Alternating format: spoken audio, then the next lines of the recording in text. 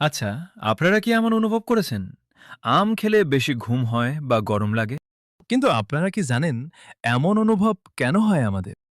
তাহলে আসুন প্রথমে দেখা যাক আম খেলে গরম কেন বেশি লাগে। আমে প্রাকৃতিক চিনি ও শক্তি বেশি থাকে, তাই আম খেলে শরীরে তাপ উৎপন্ন বেশি হয়। তাছাড়াও গরমকালে আম খাওয়া হয় বলে গরম আরও বেশি অনুভব হয়। তাহলে বোঝা গেল আম খেলে গরম কেন বেশি অনুভব হয়।